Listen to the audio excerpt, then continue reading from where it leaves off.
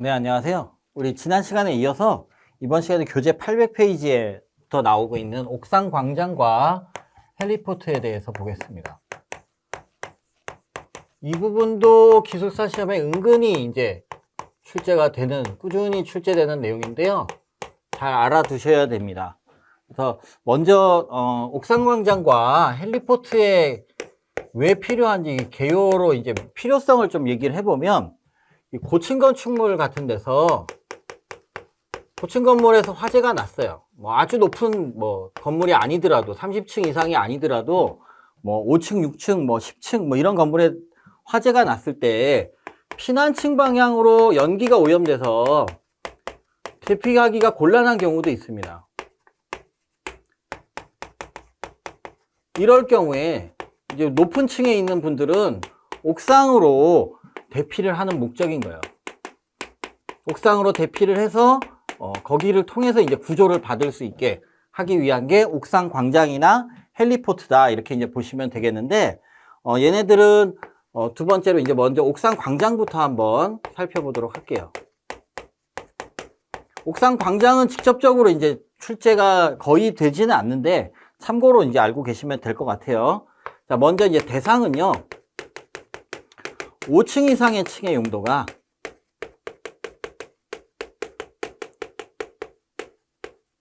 사람이 좀 많이 모이는 데예요. 그래서 얘네들은 문종, 판운이 뭐 이런 거 많이 외웠잖아요, 우리. 공지 플러스 문종 판주장이. 공연장, 그 다음에 얘는 주의해야 돼요. 얘는 공연장이지만 얘가 보통 집회장이라 그랬는데 얘는 이제 종교 집회장으로 되어 있고요. 문화 집회겠죠? 종교 시설이겠죠? 그 다음에 이제 판매 시설, 뭐 주점 영업, 그 다음에 장례 시설, 이런 것들의 용도로 쓰이면 여기 옥상에는 옥상 광장을 이제 설치를 해야 돼요. 이 건물 옥상에는. 그래서 이 옥상 광장은 뭐 특별한 기준은 없고요. 높이 1.2m 이상의 난간을 설치하라고 요구하고 있습니다.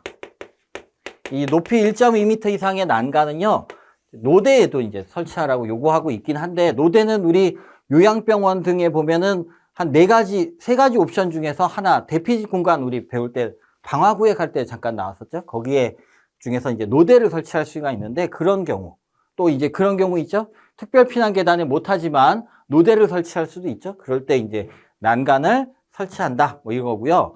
여기에 이제 중요한 내용이 이거예요. 이거는 헬리포트가 나와도 이제 중요한 내용인데, 옥상 출입문에 뭘 설치를 해야 되냐면, 출입문을 잠가 놓을 수가 있잖아요. 그래서 그때 화재 시에 이제 열릴 수 있게 비상문 자동 개폐 장치라는 거를 설치를 해야 됩니다. 얘는 또 나올 가능성, 한번 106회, 109회에 출제가 됐는데, 또 나올 가능성이 높아요. 왜냐하면 이제 옥상 광장이랑 헬리포트 등에다가 설치하도록 이제 규정이 됐기 때문에 꼭 알아둬야 되는데, 얘네를 이제 좀 한번 얘기를 해볼게요. 그래서 얘네에 대해서 보면요, 얘네들의 적용 대상을 한번 보면, 이 옥상 광장, 옥상으로 통하는 출입문인데요. 통하는 출입문에다 설치를 하는데, 어디의 경우냐? 다 설치하는 건 아니다라는 거죠. 어떤 경우에 이걸 설치하냐면, 옥상 광장의 적용 대상. 즉 5층 이상의 층이 저런 용도, 공지 판주장의 용도로 쓰이는 경우. 그 다음에 옥상을 설치하는 다중이용 건축물. 다중이용 건축물과 그리고 연면적 1000제곱 이상의 공동주택.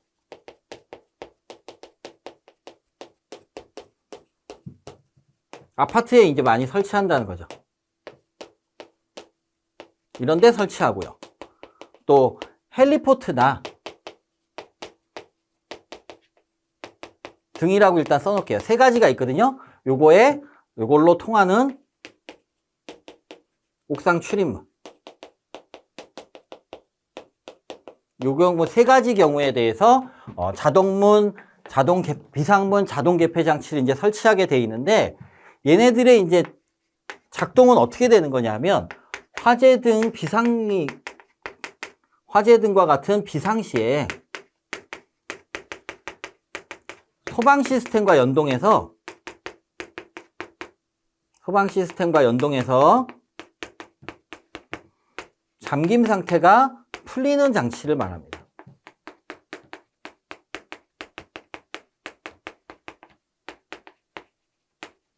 그래서 평상시에는 옥상 출입문을 잠궈 놓고 있다가 안전을 위해서 뭐 범죄 예방과 안전 뭐 이런 걸 위해서 잠궈 놨다가 화재 등 비상시가 되면 소방 시스템이 작동하면 그때 잠김 상태가 풀리는 장치다라는 거예요.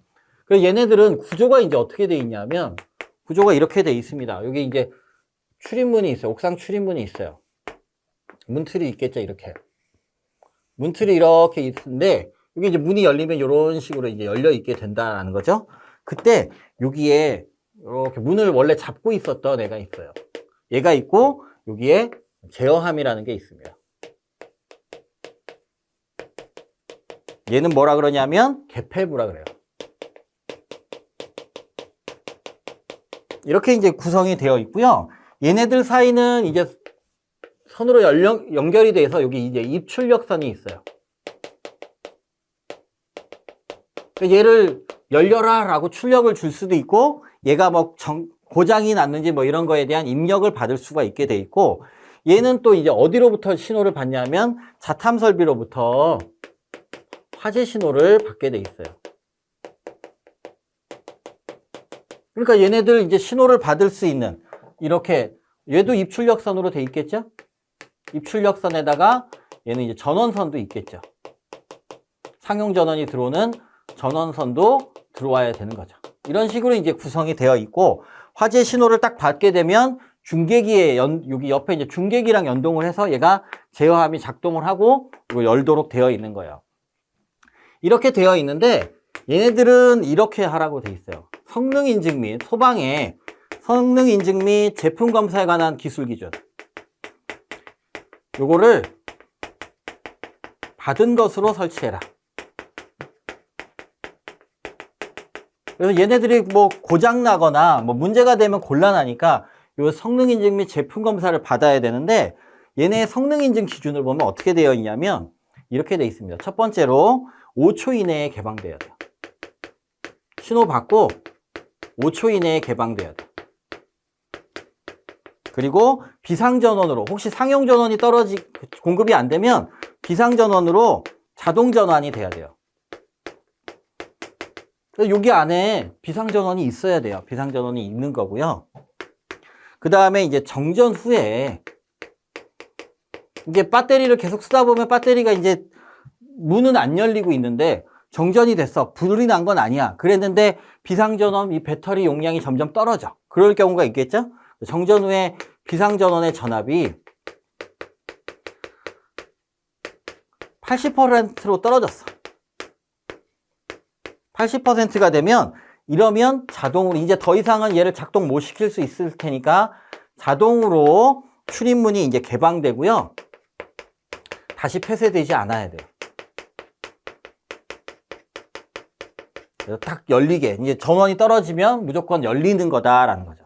그래서 이거를 충족시키기 위해서 작동 시험이라는 걸 하게 됩니다. 작동 시험은 어떻게 이제 되어 있냐면 이렇게 됩니다. 여기 있는 제어함이 있죠? 제어함이 있죠? 여기. 이 제어함이랑 수신기에 출력부를 연결해요. 화재 수신기 출력부를 연결해. 이거 현장엔 다 원래 연결이 돼 있는 거고 이건 시험할 때 이렇게 한다는 거죠. 이거 인증해 줄 때. 이렇게 해서 연결을 해 놓고요. 수신기에서 화재 신호를 송출해요. 화재 신호를 송출할 때 보통 이제 DC 24V지만 DC 24V로도 내고 또 맥류에 24V도 내요. 맥류라는 건 이제 교류가 섞인 거야. 얘네 고조파가 좀 들어올 수도 있고 뭐 이러니까 뭐 다른 간섭이 있을 수가 있으니까 이렇게 맥류로도 한다라는 거죠. 이렇게 이제 해서 세 번째로 개방까지가 5초 이내여야 되잖아요. 그래서 개방까지 시간을 측정해요. 그리고 문이 탁 열린 게 쉽게 확인이 돼야 됩니다. 문이 닫혀 있다 그러면 화재 시에 좌절해서 그냥 가니까 이렇게 문이 열려야 돼요. 저절로. 그래서 이때 개폐 상태가 쉽게 확인이 될 수 있어야 된다.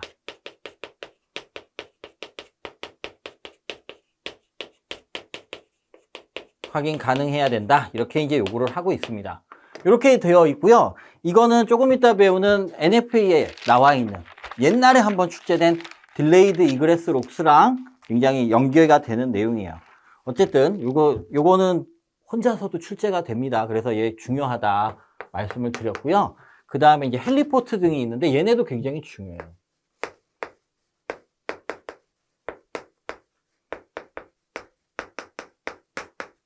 여러 가지, 세 가지가 있다라는 거예요. 그래서 등이라고 제가 썼는데요. 먼저 이런 헬리포트 등을 설치해야 되는 대상은 어떻게 되냐면 층수가 11층 이상인 건축물이에요. 높은 건물이죠. 이런 건물에 11층 이상 부분이 굉장히 면적이 넓어.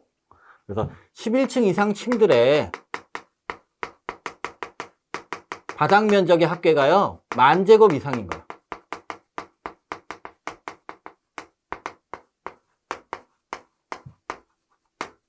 이상인 경우 옥상에다가 헬리포트 등을 설치를 해야 됩니다.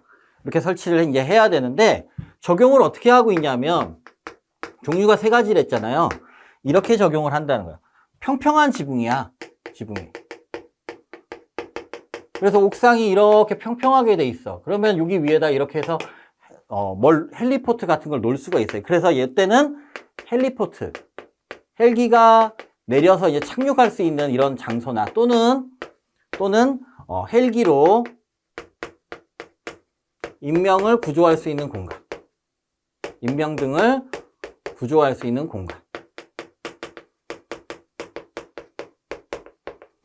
이거를 이제 설치하게 돼 있는데 이거를 이제 줄여서 인명구조 공간이라고 부릅니다. 이게 차이가 뭐냐? 헬리포트와 헬기로 인명을 구조할 수 있는 공간의 차이는 뭐냐면 헬리포트는 헬기가 이렇게 여기 위에 착륙할 수가 있어요. 이렇게 착륙할 수가 있는 게 헬리포트고요. 이 헬기 구조 공간은 여기에서 헬기는 내려오지 않아. 이렇게 있는데 여기서 구조용 낭을 이렇게 내려줘. 그러면 사람이 이렇게 타면 태워갖고 이렇게 끈으로 가져가겠다라는 거예요. 그래서 헬기가 내릴 수 있느냐 없느냐의 차이가 있어요.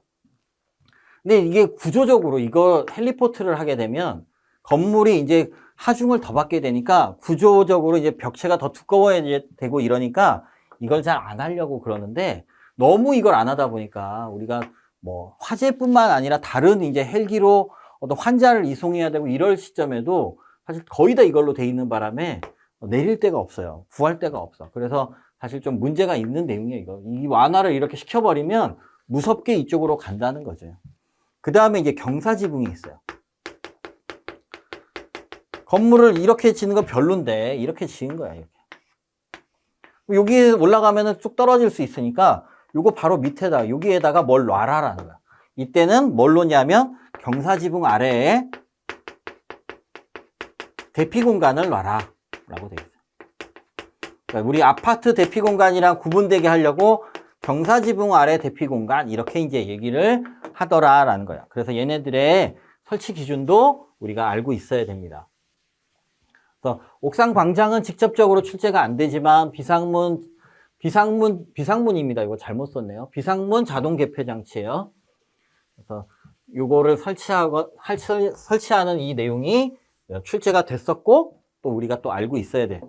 또 나올 수 있기 때문에 이렇게 이제 알아두셔야 되겠고 계속해서 이제 얘네들 헬리포트 등의 설치 기준을 한번 보면요. 먼저 굉장히 유사한 헬리포트와 인명구조 공간을 먼저 볼게요.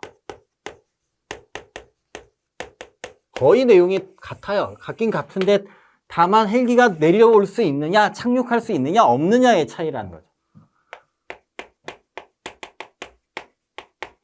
그래서 교재에는 안 나와 있지만 얘네의 차이점을 꼭 써줘야 돼요. 차이점은 얘는 헬기가 착륙한다는 거고 얘는 헬기가 착륙하지 않는다. 그러다 보니까 얘네들은 다른 목적에도 많이 사용을 할 수가 있는데 이게 이제 구조적인 고려를 안 하려고 하다 보니까 인명 구조 공간을 많이 설치하고 그래서 좀 다른 부작용들이 좀 있습니다. 크기도 좀 차이가 나요. 자, 길이와 너비를 보면요. 얘는 각각 22m 이상이야. 길이와 너비가 모두 22m 이상인데 하도 안 하니까 15m까지 감축이 가능하다라고 돼 있어. 얘는 되게 좁아. 직경 10m 이상이야. 이렇게 되어 있습니다. 사실 직경으로 얘기하는 거 사실 좀 이상해요. 어쨌든 이건 좀 이따 보고요.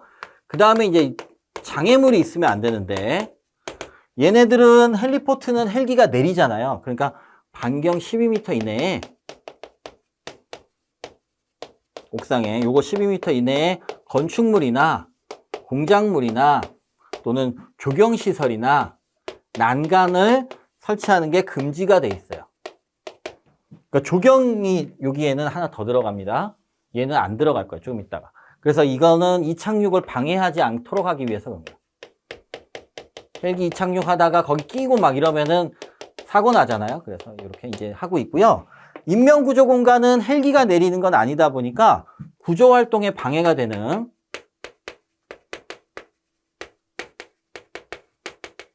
건축물이나 공작물이나 난간을 설치하는 게 금지되어 있어요. 조경은 또 할 수 있게 돼 있어요. 조경하면 근데 어떻게 올라갑니까 이게? 사실 저는 사람을 태우고 내가 앞을 보면서 운전하는 건 쉬워도 얘가 어디에 걸릴까를 보는 건 굉장히 어려울 것 같은데 그 사람은 뭐 거기 탔다가 위험해도 괜찮은 건지 이건 좀 문제가 있어 보여요. 어쨌든 이렇게 되어 있고요. 자, 그 다음에요. 표시입니다. 표시 어떻게 하냐면 이렇게 표시해요. H자 이렇게 쓰고요. 동그라미 하고요. 여기다가 주의 경계를 이렇게 한다는 거예요. 이렇게 하는데 여기서 이 동그라미가요. 제일 두꺼워요. 동그라미가 두께가 두껍고 H자랑 네모는 조금 얇아요. 이렇게 돼 있어서 어떻게 돼 있냐면 요 동그라미의 직경은 8m. 8m 이상으로 하게 돼 있고 그 다음에 얘네들 다 백색으로 하게 돼 있어요. 지금 제가 백색으로 그렸죠? 백색으로 하고요. 이 H자와 요 주변 경계선 얘네들은 선 너비가 38cm야. 38cm 이상이고요. 요 동그라미는 선 너비가 60cm 이상이에요. 그리고 얘가 두껍다 그랬잖아. 이렇게 되어 있다. 얘도요, 동일해요. 동일한데요. 요 네모 사이즈가 얘는 22m. 근데 15m까지 줄일 수 있을 거고 얘는 직경 10m니까 사실 네모로 표시할 건데 직경이라고 해서 좀 사실 이상하다라는 얘기예요. 이렇게 돼 있고요. 얘네 둘 다 여기 밑에다가 사실 써야 되는데 여기 헬리포트 등으로 통하는 이 옥상 출입문이 있어요. 옥상 출입문에는 아까 좀 전에 배웠던 비상문 자동 개폐 장치를 해야 돼요.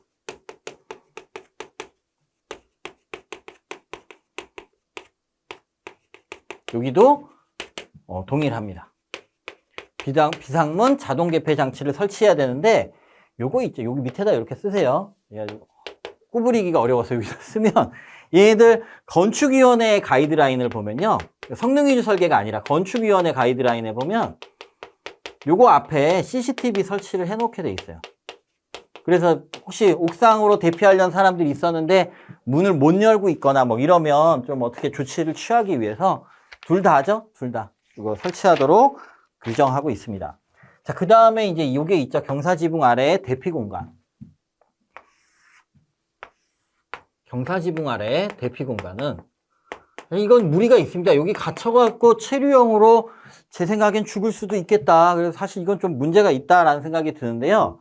자, 첫 번째로 뭘 요구하냐면 여기 이 대피 공간의 면적은요. 지붕의 수평 투영 면적의 10분의 1 이상. 경사지붕이니까 요거의 10분의 1 이상을 대피 공간으로 하도록 돼 있고요. 요때 이 대피 공간은 피난 계단이나 특별 피난 계단으로 연결돼야 돼요.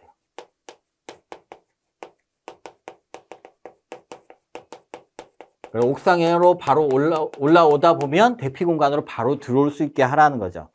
그리고 여기 안에서 이제 사람이 많이 그 화재에 노출되면 안 되니까 출입구와 또 창문이 있을 거예요. 창문 외에는 다 내화 구조로 다른 부분과 건물의 다른 부분과 내화 구조의 바닥과 벽으로 구획되어야 돼요.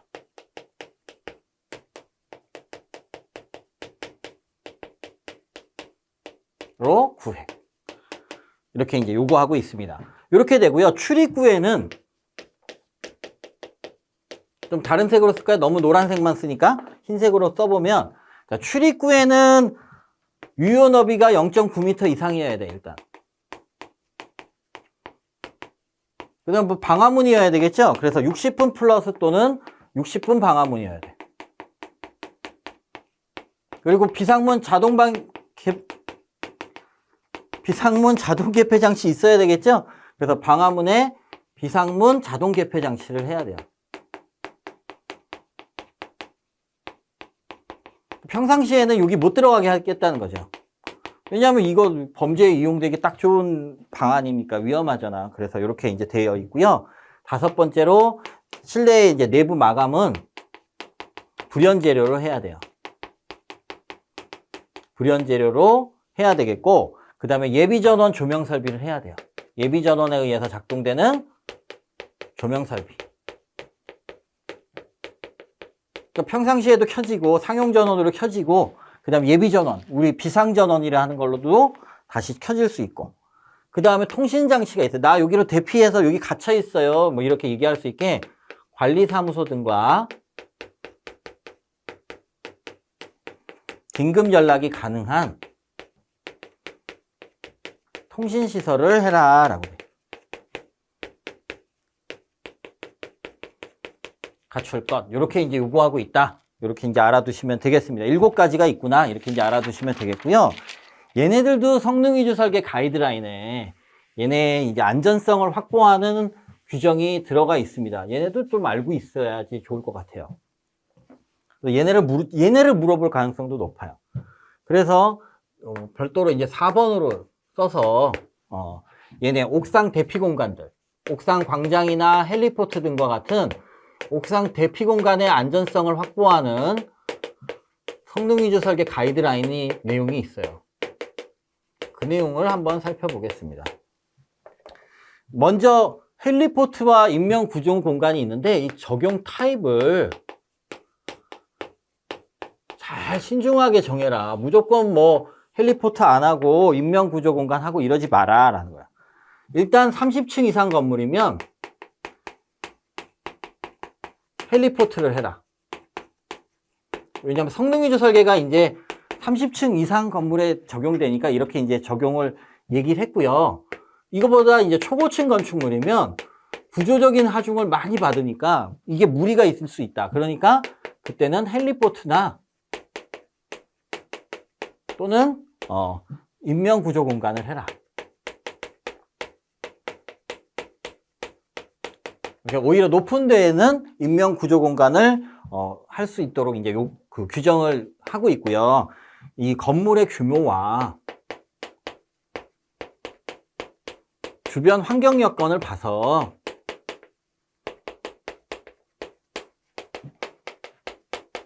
왜냐면 빌딩 숲이야 막 이러면 사실 헬기가 내리기 어렵거든요. 그래서 이런 것들을 파악해서 장단점을 비교해서 선정해라.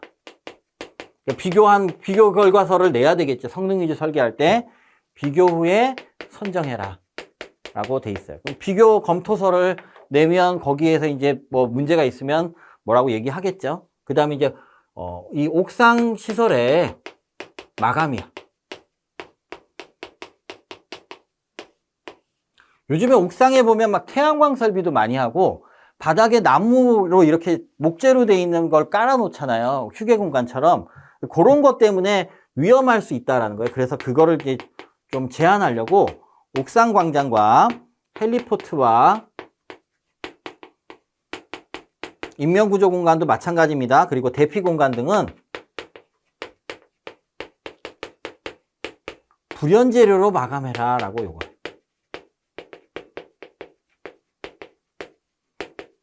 이거의 이유를 성능위주 설계 가이드라인에 써놨어요. 왜 이렇게 하라고 돼 있냐 하면 보통 우리 요즘에 옥상 바닥에다가 목재나 합판 같은 거를 많이 쓴다는 거죠.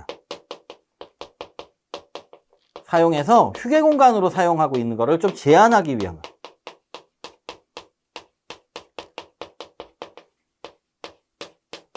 제한하기 위해서 조금 더 안전한 시설로 마감을 해라 라고 요구를 하고 있다라는 거죠. 이렇게 되어 있고요. 자, 그 다음에 옥상에서 화재가 나는 걸 예방하려고 그래요.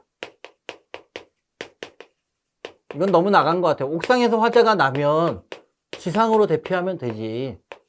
뭐 이렇게까지 하나 싶기도 한데 제 생각에는 이건 어떻게 되어 있냐면 태양광 지별판이 있어요. 이것도 이제 불날 수 있다는 거죠. 그래서 얘네들 설치를 가급적 하지 마라.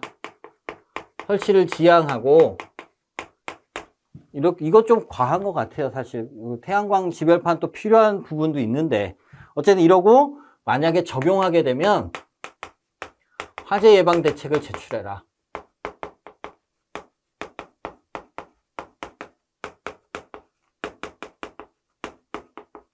근데 우리가 소방하면서 잊지 말아야 될 게 소방하기 위해서 건물 짓는 게 아닙니다. 건물을 쓰기 위해서 짓는 거지. 그 범위 안에서 또 우리가 최선의 대책을 수립해야 되는데 태양광 같은 거는 나중에 이제 ESS 할 때 얘기하겠지만 굉장히 국가에서 굉장히 중요한 부분이에요. 근데 무조건 안 하게 한다. 이건 좀 과한 것 같습니다. 그 다음에 냉각탑 등에 설비를 했어요. 이건 또 하잖아요. 안 하라는 말은 안 해요. 그래서 이런 각종 설비를 설치한 경우에는 이 옥상에 얘네들과 냉각탑은 불이 날 가능성이 굉장히 높거든요. 그래서 옥상 다른 부분과 방화 구획은 아니고요. 불연제 칸막이 구획을 해라.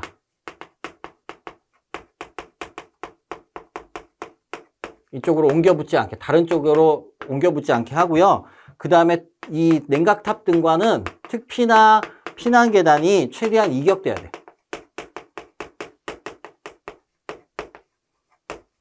그리고 적응성 있는 적응 소화 설비를 설치해라. 이렇게 하고 있어요. 근데 이거 사실 무리가 굉장히 물론 하면 좋아요. 냉각탑에는요. 사실 일제살수식 스프링클러 해야 돼요. 왜냐면 평상시에는 왜냐하면 냉각탑은 평상시에 물이 막 쏟아지고 있어서 불날 일이 없어요. 근데 얘네를 이제 유지보수할 때 물을 다 뺐을 때 다 가연물이거든. 그 안에서 불이 잘 나요. 냉각탑 화재가 잘 나는데 냉각탑 화재 너무 위험해서 사실 일제살수식 스프링클러를 하라고 해외에서는 요구하고 있어요. 적응되는 게 그밖에 없다 그러는데 어쨌든 그렇게 되어 있고요. 자, 우리나라는 이제 별도의 또 대피 공간을 적용해라.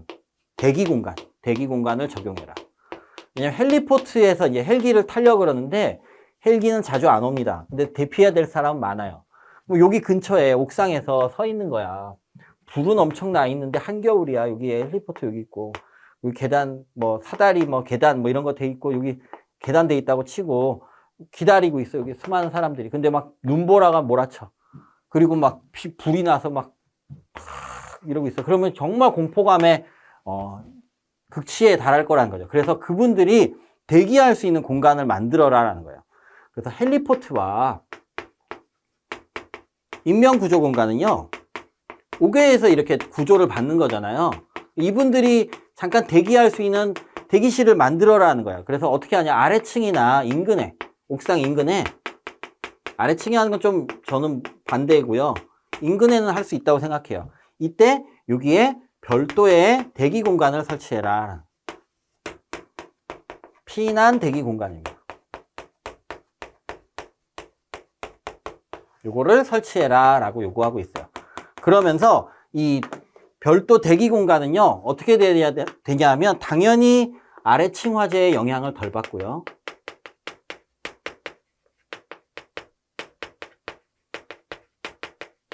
양이 적고요.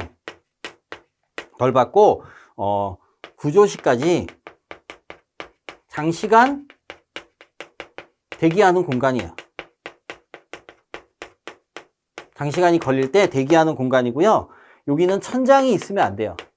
천장 없는 구조고요. 왜냐하면 여기도 불나버리면 곤란하니까. 이렇게 돼 있고 한 3, 4면이요.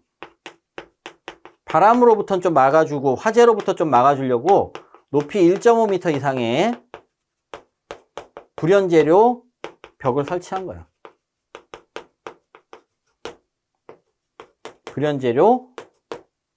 불연재로 구획하는 거다. 이렇게 이제 보시면 되겠습니다.